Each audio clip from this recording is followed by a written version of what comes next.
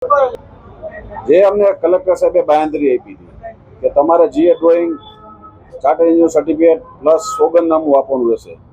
જ્યારે અમારા ચકડોળના માલિકો કે જે આરએમબી અધિકારીને મળ્યા ત્યારે તેમને સ્પષ્ટ સૂચના આપી કે અમને કોઈ લેખિતમાં જાણકારી મળી નથી, તેથી અમે કોઈ પણ જાતનું ચલાવી લેશું નહીં. તેથી હવે આના જો એસઓપી રહે તો મેળો થવો અશક્ય છે.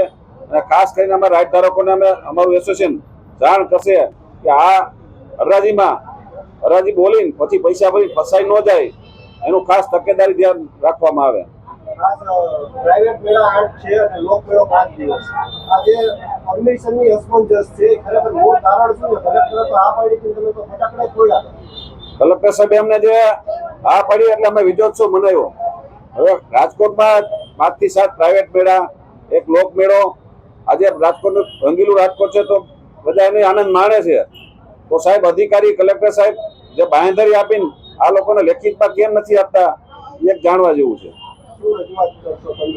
તંત્રને એ જ રજૂઆત જ્યારે રાજ્ય સરકાર અમારી સાથે છે, એમને અમને ચોખ્ખી સૂચના આપી છે કે તમારા મેળા ચાલુ થશે, તમારા ધંધા ચાલુ હશે.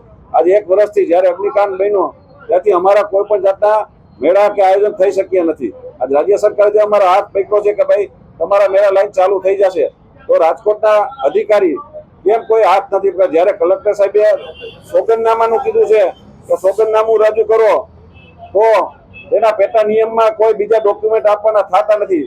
તો આરએનબી ના અધિકારી કદાચ કાયદા નહીં જાણતા હોય તો પછી શું કામ આવા ડોક્યુમેન્ટ માંગે છે? લોકમેળામાં 200 સ્ટોલ ખાલી છે, પ્લોટ જ ખાલી છે, એનું કારણ શું લાગે છે?